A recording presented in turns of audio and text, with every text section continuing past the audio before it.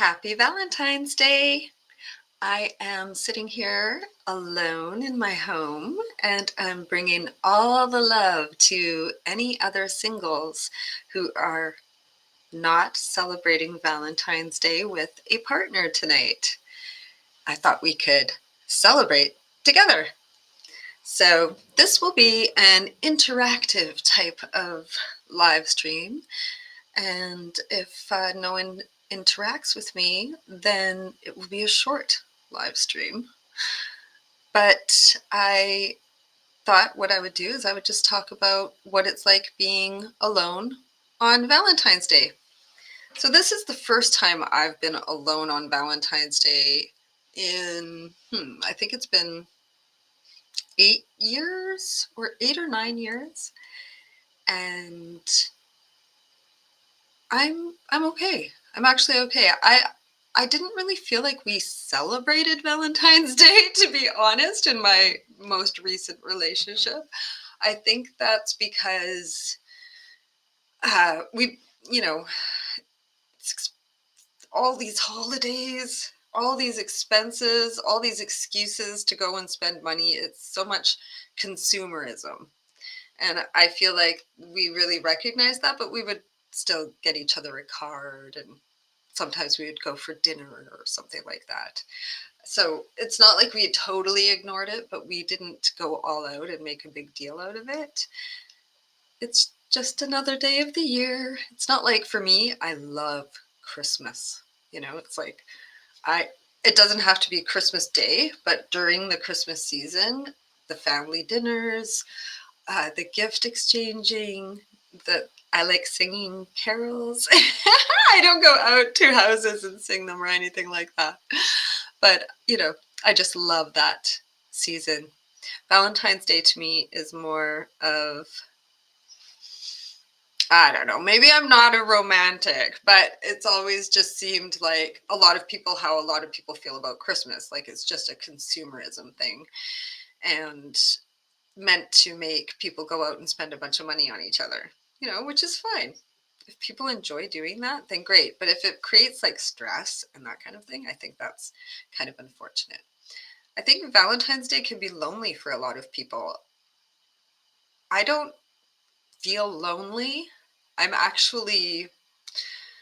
actually live with two of my daughters, and tonight neither of them are with me. So I have the entire place to myself. And so not only am I not with a romantic partner on Valentine's Day, but I am actually completely alone. And it is glorious. Not that I don't love my daughters, I do, and I love spending time with them, but I also love spending time by myself. I'm thinking about watching a movie tonight. I heard about it first from my stepdad, actually, and then from someone else. It's about a sex worker, I believe, and it's called Anora, Anora. So if anyone has seen it, please let me know. Tell me if you thought it was good. I think I've had one or two people say that it was really good. So I got to check that out. If you are alone on Valentine's Day and watching this live stream, please say hi in the chat. This is an interactive episode of Annie Temple's live stream because I want to celebrate with you. Let's not be alone on Valentine's Day. I have a question for you, and please answer in the chat if you can, or if you feel brave enough. Are you alone right now? And then the follow-up question is, do you feel lonely right now? And I guess I could also ask, are you not alone, but you feel lonely right now? Because I think that can happen a lot for people who are in relationships. On Valentine's Day or on special occasions, if the relationship isn't really strong, it can actually make you feel more lonely because it's this day that's supposed to be so special, but it's not special. And so for some people, I think that can make them feel more lonely. Or if they're in a relationship that there's no intimacy or the connection, they're disconnected. That's what would happen with me and my ex. We were together for almost 9 years, and whenever our connection would start to, wane and I would feel disconnected, then I would make an effort to try and reconnect because it's so important in a relationship. And sometimes things just, you never can reconnect again. And I had that in a few past relationships. I think when that happens, when there's just no point and no chance of feeling connected to your partner again, I don't know if it's worth staying in the relationship. I think there's something to be said for staying in a relationship with your best friend, even if you're not having sex, I guess. I think having a best friend partner is so amazingly wonderful. But at the same time, I feel also like no one should have to go the rest of their life without physical intimacy. And intimacy takes all forms, as we know, but the physical intimacy is really important. Touch is so much more important than any of us realize. So when we're feeling lonely or feeling alone on a day like Valentine's Day, we probably imagine things like we wish that there was someone that we could touch or that could touch us or that we could cuddle with or that we could send sweet messages to by text. And I'm really glad that I don't get that way. I don't get that feeling of feeling lonely and wishing I had someone that I could send text messages with. Or I think the reason that I'm pretty good at being alone is that I have so many things that I'm interested in. So my time is really filled up. Like I usually feel like there's not enough time in the day to do everything that I want to do. And sometimes I think I'm so busy, I don't know if I could even have time for a romantic partner or someone in my life. I recently decided I wasn't ready to start dating yet. I did go on a few dates and uh, had a great time. Wonderful guys. Just, I got lucky. Like, I didn't have any bad dates. And super awesome guys. Like, I'm still friends with a few of them. Um, but I realized that I'm just not, I don't know if it's that I'm not ready because my relationship only ended, I think, like 8 or 9 months ago, or if it's that I'm not ready because I'm just so focused on other things that I'm doing, like creative pursuits and whatnot. And I just don't know how I would even find the time to fit somebody into my busy life. And that's why whenever I talk to friends who are lonely, I always tell them, you need to come up with a goal, some goals, and figure out what are your dreams? What do you want to do? Like, you know, hey, William, spending another Valentine's Day with a partner that isn't working is worse than being alone on Valentine's Day without the baggage and pain. I agree with you 100% on that because I've been in those terrible relationships. And like, I remember when, and this isn't to trash talk my ex-husband because some people just aren't compatible, but I remember that my mom was trying to convince me and my husband to go on some holiday, and I've told her privately, but mom, I never have a good time on a holiday when I'm with my husband. And it wasn't because I was doing anything wrong behind his back. It's just that we didn't get along. We disagreed on everything and our energies just clashed. I stayed with him for way too long because of the children, you know?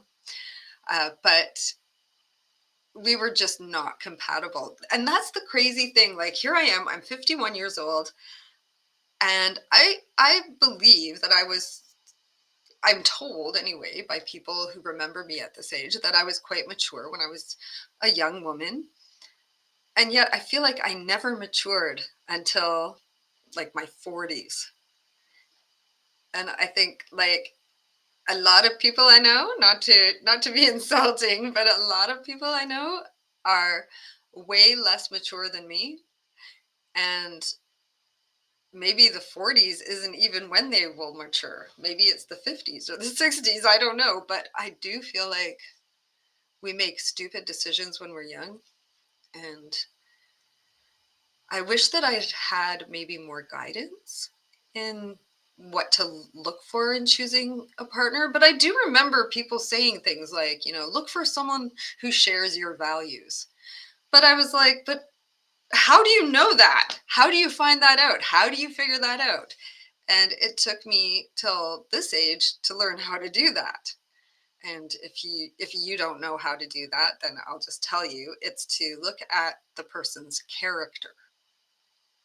See what kind of character they have. That's how you find out their values. So how do they treat people?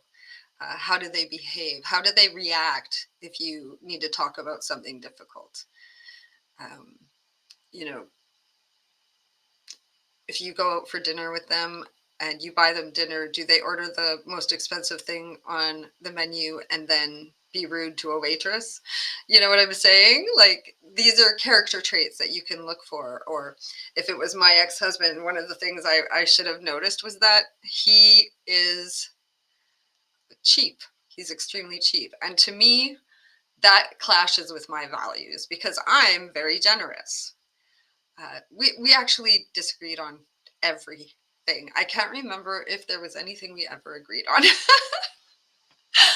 but I was attracted to him. We had chemistry.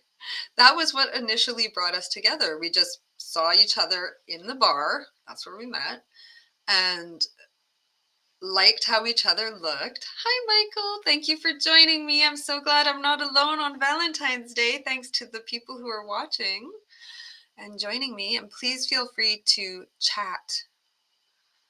Yeah, reach out and chat. I was talking about my past relationships and how I didn't know how to choose a partner when I was young. And now I do. Now I would look at a person's character for sure. And also, I know myself better now, which I think was a big problem for me when I was young, and is probably part of the reason why a lot of us go through, many relationships before we either stop dating at all or we find someone amazing. I don't know. What will happen to those of us who fill up all of their time with creative projects and never have time to date? I'm talking about me. So tell me, what are you guys doing on Valentine's Day? Anybody have any plans? Tell me in the chat. I was invited out. A friend of mine who is a musician is playing at a, a pub, I believe, that is local to me. It's so convenient. It's actually maybe probably about 15-minute drive from where I live. And I should go. I really should, because, I need to socialize. I don't socialize enough. And I need to dance. I don't dance enough. But I'm not going to go because I'm exhausted. And if you follow my socials, you might have seen about a week or two, almost 2 weeks ago, when we had the big snowfall. It was like not the Monday we just had, but the Monday before. Oh my God, I can't believe it was that long ago. Is this what happens when you age? We had a big snowfall, and I posted pictures of how I had shoveled my own driveway. And I was so proud of myself because for the last 8 years, I had a man who would shovel the driveway. And this year I got to. And also the fact that I was healthy and strong enough to do it. I was just so proud of myself. Well, I haven't used those muscles in a long time, and I am still recovering. And every time I start to heal and feel better, I lift another heavy thing and put myself right back out again. So my back. I bet you if I went dancing, though, it would loosen it right up.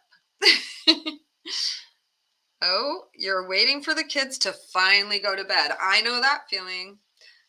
I'm really lucky, though, because I have no children with me tonight. I get to just be alone. Gives me some ideas. I have this toy. I call it my lawnmower vibrator because it's so loud, and I definitely can't use it when people are home. Was that too much information? I've had a crazy, crazy, exciting, wonderful week. I released a video yesterday talking about my vaccine injury, and I've had a lot of people in my life reach out and say such wonderful, touching, beautiful things that fill my heart, and I'm just so grateful. Oh, Michael, you're going to watch a Babylon 5 movie afterwards. Oh, yeah. I'm thinking about watching a movie called Anora. It's supposedly about a sex worker, so I'm really excited. What else is going on with me? Oh, I ordered my book, Healing in Stilettos. I don't have it here now because the very first edition that was ever printed, it was beautiful, it was perfect, and I sent it to my girlfriend. So I'll be getting some more of those, hopefully. Maybe I'll fundraise on OnlyFans or something and try to come up with some money to order a bunch of copies so that maybe I could do some contests, or I don't know. But I really love the cover. It's Healing in Stilettos. It's the new name of my memoir because I've been censored on Amazon because my last memoir title was How Sex Work Shaped My Life. Now, I love that title, okay? How Sex Work Shaped My Life.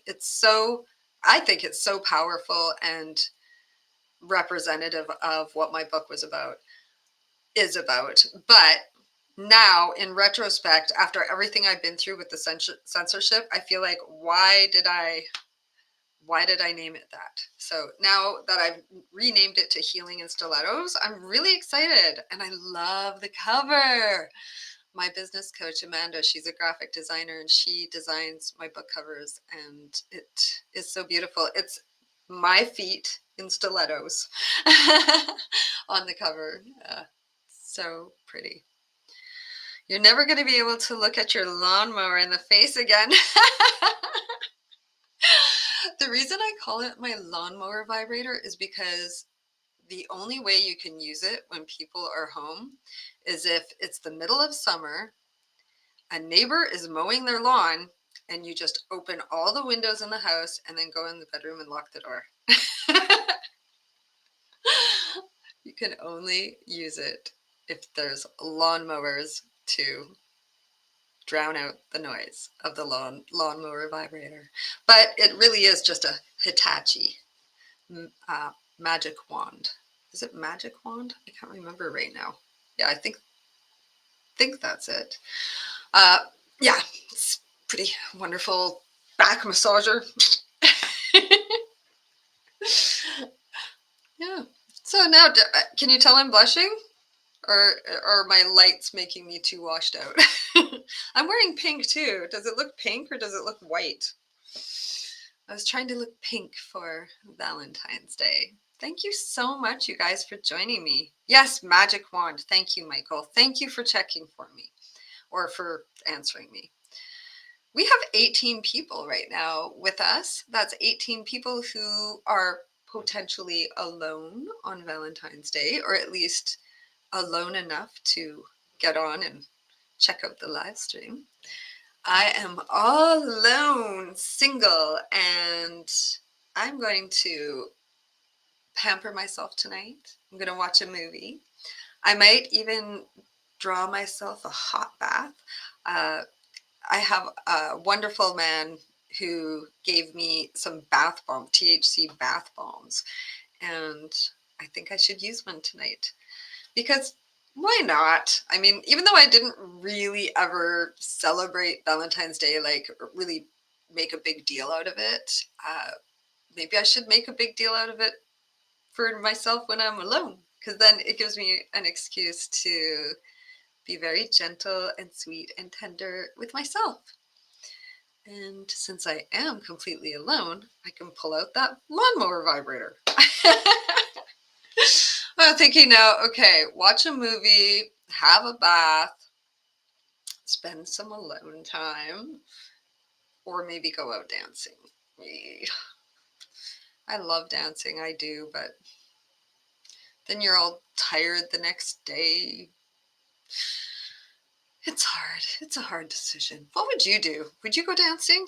If you were me and your friend was playing in a band nearby on Valentine's Day and you're all alone and you have, well, it's not that I have nothing to do. I have lots of stuff to do. I can't choose what to do. What would you do? Would you go out or would you stay home and love yourself?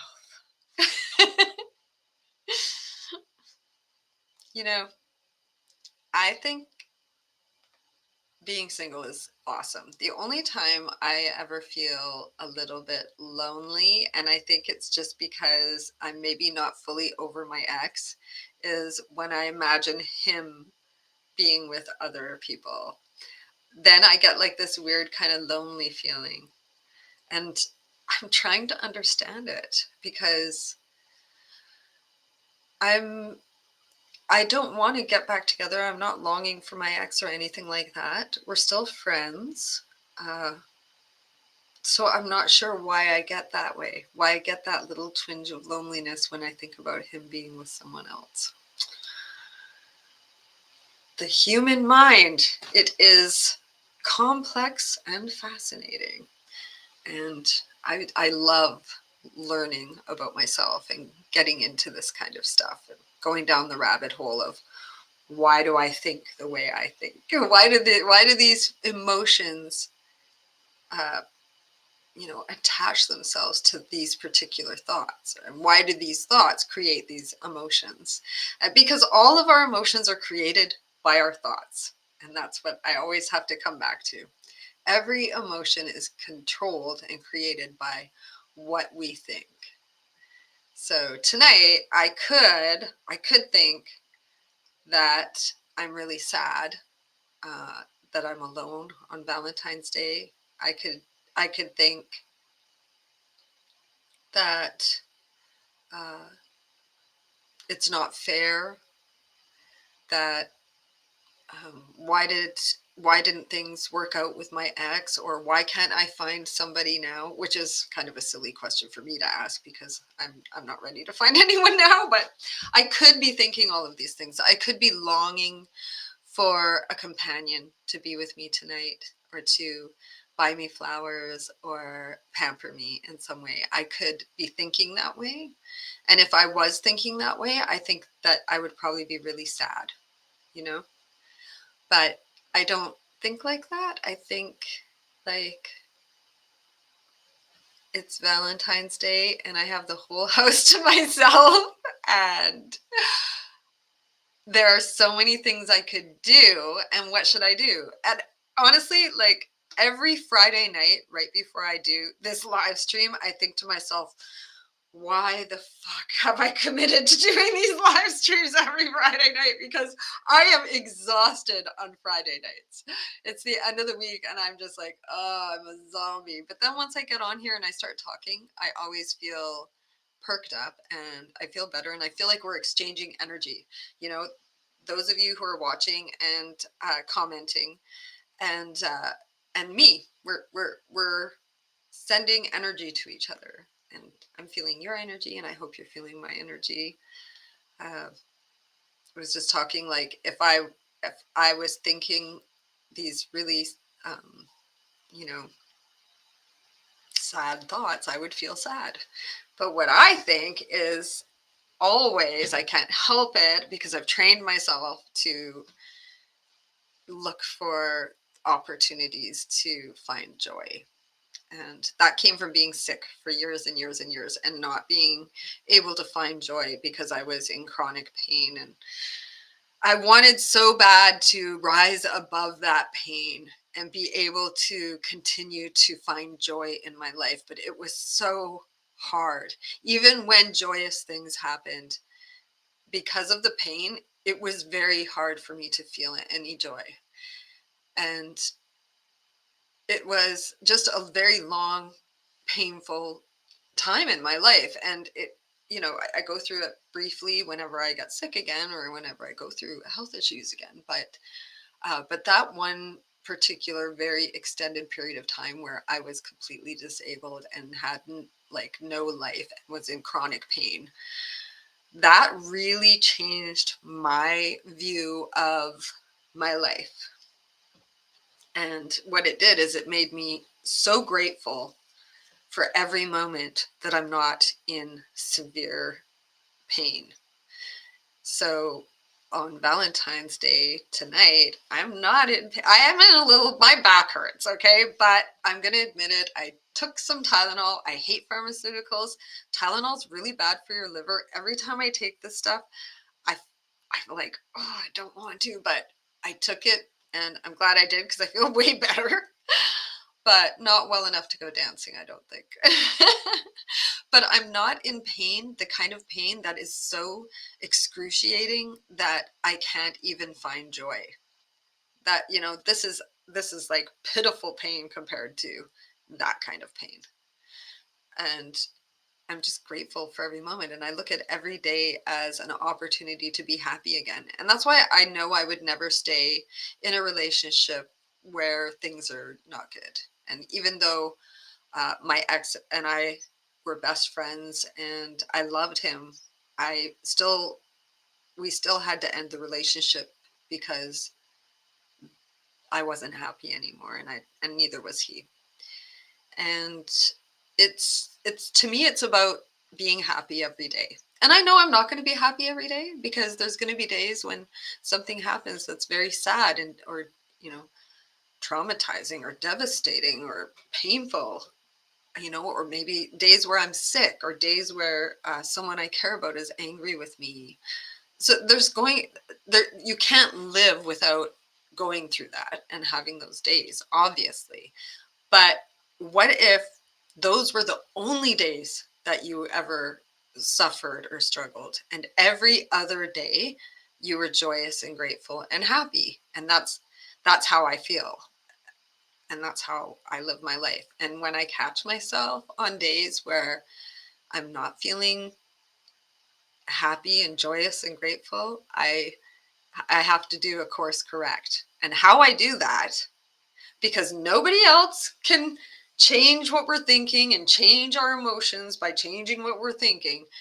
No one else can do that except ourselves. So when I catch myself getting into that headspace of feeling sorry for myself or um, just feeling like life is hard, it's too hard, or um, you know, missing the touch of a partner or a companion that you're deeply in love with, those kinds of things. When I have those moments, I know that they just have to be moments. They don't have to wreck my whole day. They don't have to wreck my whole week. And if I find that they are dragging me down because I'm starting to go into the mind shit where you just keep thinking the negative shit, it is like if I catch myself doing that, then I listen to something motivational, like an audiobook or a podcast, or I try to meet up with a friend, or I listen to music and dance around my house, or I go to the gym and I exercise and I do something that will improve my frame of mind, because life is so short. And there were so many days when I thought that I wasn't even going to have a life anymore. And I didn't know how soon I might die, but it could be soon. And knowing that has made me really grateful for every single day that I have, every healthy day. I have to admit that on days when I'm not healthy, my mental health really takes a dive. But I've also found strategies and ways for coping with those days when I'm really, really unwell. And I write a lot about that in my blog posts and stuff on my website. But I'm also going to be, that's those kinds of stories I'll be sharing coming out in my next book. I have another book coming out. I'm so excited. It might take a little while. I don't think it'll be this year. But I really want to do a good job of it. It's a book about intimacy and connection. And I take all of my lessons from my life, plus all of the teachings that I've immersed myself in and learned about. There's a lot of Tantra, spiritual Tantra, and there's a lot of Stoicism. So, Tantra, the thing about Tantra is it's spirituality. So there's a lot of talk about God in my book because I just say God or the creator or universal energy source. I do use different names, but God is the easiest. And I don't personally have, although I did have some bad experiences with church and Christians and stuff like that. I don't have like this really negative traumatic experience with the word God. So I can use that that word God quite comfortably. And it doesn't mean a guy in the sky. It means something completely different. Well, not completely different than that, but a guy in the sky, you're separate. What Tantra, non-dual Shiva Tantra is you're one with God. And I love the way Wayne Dyer says it. Like if God was the ocean, then we are all glassfuls of God. And I love that, because when we recognize our divinity and our connection to each other and how we're all the same in a sense, yes, we are all individuals. Yes, we all have different kinds of beauty and different things that we bring to the world, but we are also all the same, and we have the same fears and the same challenges, and we are all subject to the human condition. So, and the human condition is what we manifested as these human beings with all these emotions and thoughts that we need to control. We've gotten to the end of my live stream. 23 people watching. Thank you, guys. Michael says, I need to learn how to get my thinking back to positivity when I'm having a bad day or time. Yeah, it's hard, but for me, it takes, first of all, recognizing that whatever's upsetting me is usually like a really minuscule thing. And I always compare it to like, is anyone dying? Is this a life or death situation? And it's usually not. And if it is, then yeah, lean into my pain a little. Like, you've got to be able to fully feel your pain because we are human and we do have emotions and pain.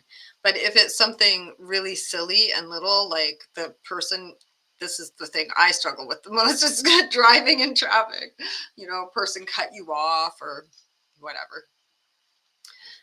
Those little things, not worth wrecking your day.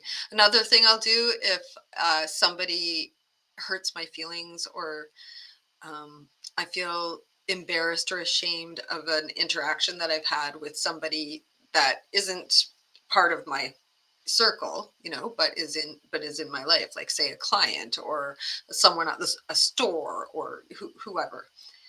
Because you can walk away from some of these situations and really beat yourself up because you think, oh, I shouldn't have said that, or I should have said that, or I hope I didn't make them feel like this, or and you can really get yourself into. So what I say to myself often is, I don't care what other people think. I could probably count on one hand the number of people that I truly care what they think of me, and because they are the most important people to me in my life. And outside of that, even if I love you, even if I care about you, you're not in that, basically my children really are the only ones that I've ever, not ever, but that I now today truly, truly care what they think. But even with them, I set boundaries. Like when I was going to write my memoir, I didn't ask them for permission to come out in a memoir about my life. I told them I was going to do it, and I said, I am sorry if it's uncomfortable for you, but it's something that I want to do for me.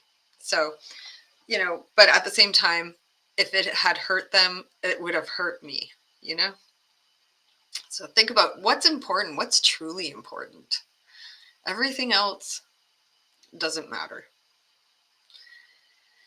I'm going to let you guys go. I hope that this was fun for you. It was fun for me. You put me in a great mood. I had a good time. I'm so grateful to the people who were chatting and posting messages. I don't feel alone at all right now at this moment. When I click off, it's going to be silent. I'm going to be all by myself. And then I have to choose, what am I going to do? Am I going to have a THC bomb bath?